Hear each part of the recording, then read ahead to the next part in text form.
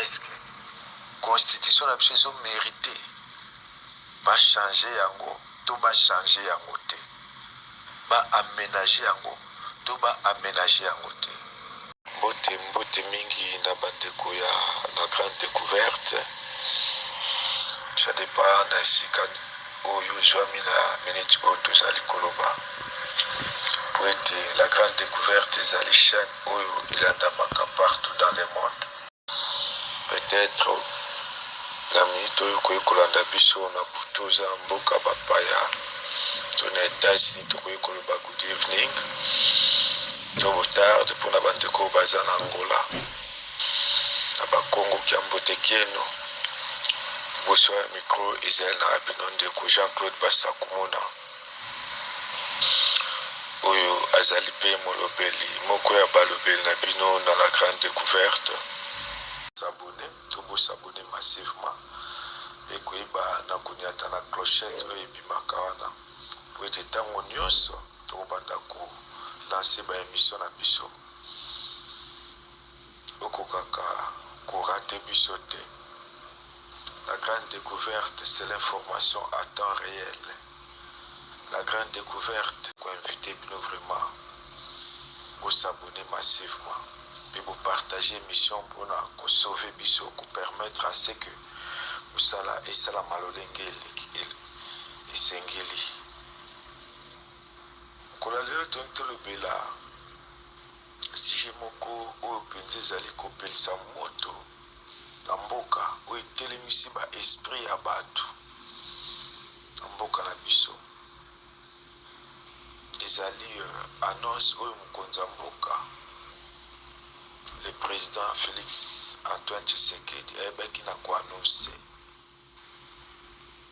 te constitution na biso to buku likonzi ya mboka esengeli bachange yango to barevize yango parce que eza malamu na koloba yango atalisaki quelques points to aénuméraki bapoint oyo vraiment eza kotinda mpenza azala na likanisi ya kosenga na bakongomani ete constitution oyo esengeli bachange yango ete mboka bayiki vraiment baza d'accord te. Batelemi pe balobi non batelemeli aspect moko balobi ndenge nalinga changer constitution est-ce que yango mte kosilisa pasi ya mboka et balobi azoluka kaka nde aprolonge mandat na ye yango wana azoluka bachanger constitution bazotuna baquestion ebele pourquoi pas akoki kosala yango na mandat ya liboso. Mais tant que tu me décrypter, de réfléchir, tout à quelques articles. La linga kinga na bino to mekanan ko étudier, to meka ko kanisa pe ko pesa makanisi à travers la grande découverte. Toyeba makanisi na bino bande ko toza na mboka. Et je crois qu'à travers les commentaires na bino de to ko évaluer ko yeba ndenge nini tozokanisa mpona bapropos ya mokonzi ya mboka ya lobi boye Aspal Boso soki tolandaki alobi ntango aleki na investiture mais gouvernement eye kobima après 6 mois après batractation nyonso wana ezali suite ya constitution na biso et toyebi biso banso pendant que biso tozalaki na batractation awa ndenge nini gouvernement ekoki kobima na Sénégal kuna gouvernement ebimaki mbangu mpe tokomaki koloba me ndenge nini na Sénégal mais tobosani ke nyonso ezalaki lié na constitution na biso il fallait kolandela mayebu likonzi ekomi kodégager majorité konommer informateur kotala bapoids politique ya baike oyo bazali bakambi ya baparti politique bato na bato bakomai kotala baintérêt na bango. Et aujourd'hui comme conséquence toza na gouvernement moko eza na plus de 50 ministres nyonso oyo eza kocontribue na crise ya mboka parce que seul gouvernement aza budgetivore, mbongo ebele mpona kofuta baministre, koveikile bango baprise en charge na bango. Et tokesi na aspect mosusu apesa lobi soki toki neti na baprovince bagouverneur baza na problème sérieux puis baza redevable na assemblée provinciale et non na mokonzi ya mboka.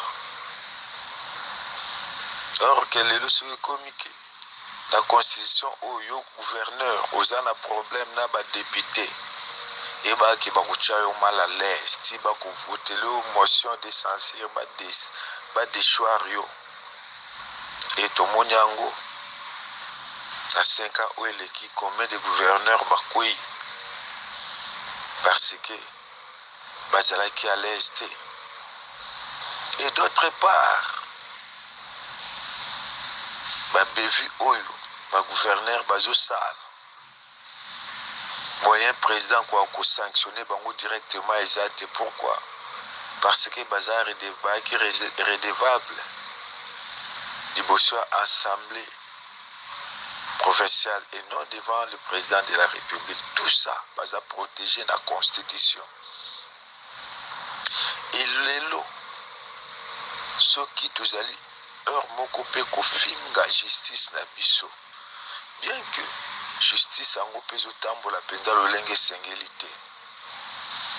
Okomona ndeko Songolo azalaki na problème na justice, mais justice azozala na makoki ya kosambisa ye te mpo aza protégé na constitution na mibeko na baloi organique.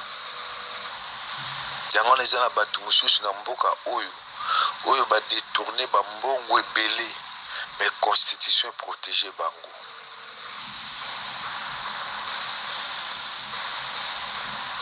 Or aussi longtemps que tokodémérer na biloko wana, il y aura toujours ce que nous parlons de l'impunité dans ces pays. Kaka na constitution otango tomeki kotala lisusu tozomona eza na baterritoire mosusu oyo constitution azoloba, vous m'excusez de l'expression, que non gouvernement akoki kosigner batraité na bacommunauté mosusu mpona kopréserver unité mosusu, unité africaine.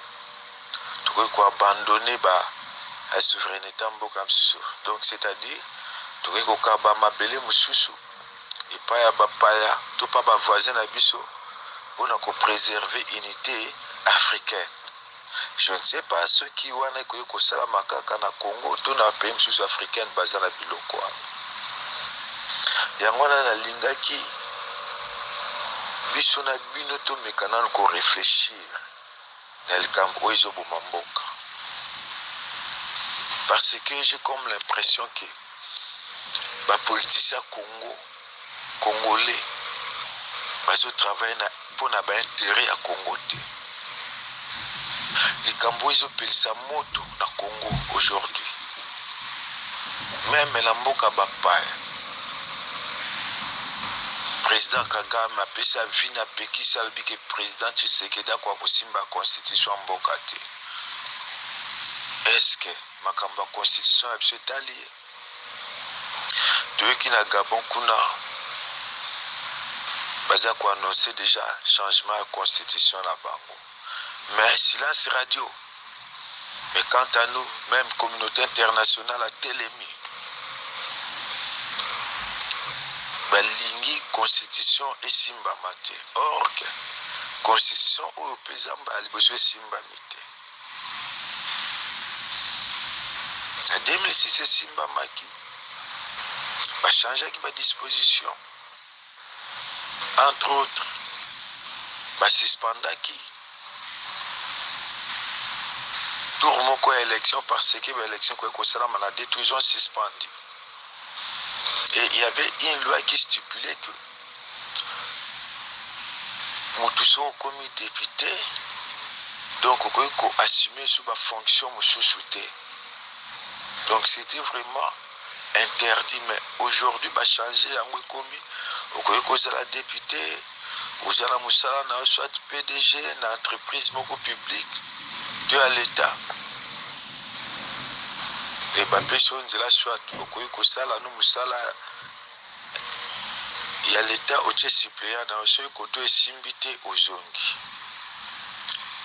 Ils ont biloko yo ba mekai ko aménager. Mais ce total malam. Ezalaki kaka pour na bango ba mi protéger, pour na bango ba se faire ba santé financière. Mais biso kaka tozoti kala na misère. Yango analingi ngana bino to meka ko réfléchir.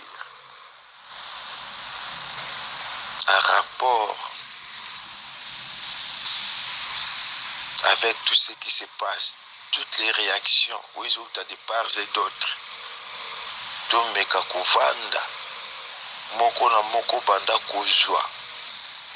Luka, wapi pa constitution ko kozwama. To étudier yango. To yeba, est-ce que constitution ezali pona bolam na biso to tango ezalaki élaboré. Ezalaki élaboré na contexte nini. Pona bolam na biso to pona ko protéger bato X. Pour to yebi constitution ou ezalaki rédigé na contexte nini. Eza constitution ya ba belligérant.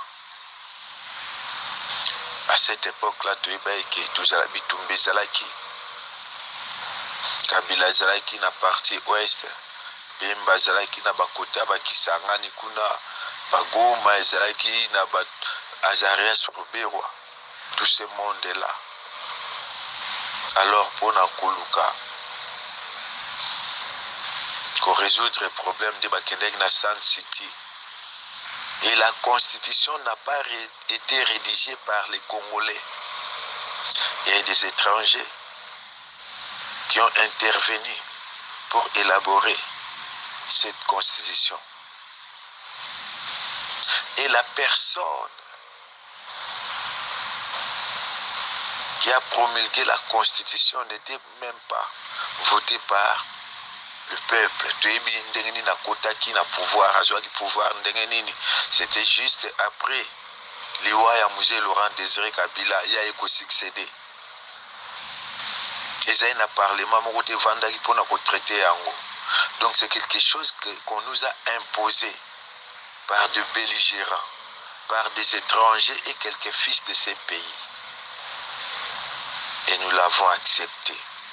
Mais quant à moi, je peux émettre mon avis que la Constitution en a, c'est qui est rédigée la période Oyo.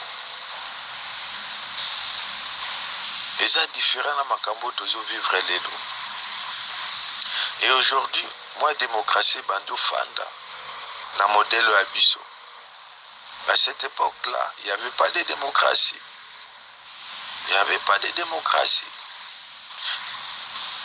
La constitution a été élaborée dans une situation de guerre. Et tu es Bikimboka Oyo. Et Tamblaka na bandegi moko exceptionnel. Parce que il y a eu 1+4. Nous avons connu un président de la République avec 4 vice-présidents. Nous avons appelé ça ce qui part en décentralisation, nous avons la finance, nous avons social. Donc, Makamba Bongo kwa kusala makaka na Congo. Mais lelo, tous dans la même situation. Yangwana, pour na kosukisa na limna tuna, na yonde kozo landa biso. Est-ce que constitution na biso ezo mérité changer yango to changer yango te, aménager yango to aménager yango te. Vraiment toza na posa ya opinion na bino na commentaire na bino. S'il vous plaît, beaucoup kopesa biso point de vue na bino par rapport ya élément ya mike oyo tobimisi awa pe na maele oyo boza nango. Mama bébé Selemena, yo po lingaka mboka na yo, pesa biso point de vue na yo. Sans oublier le président Man pe Maman Nadège Manueno, opesa biso point de vue na bino. Tozozela yango nakanzi mpona lelo tokomi na suka. Opartage, like, bopesa biso point de vue na bino ekosala biso bien. Merci beaucoup. Tokutani na numéro ya mbala ya nsima soki Koleso Kristo azongi te. Ciao.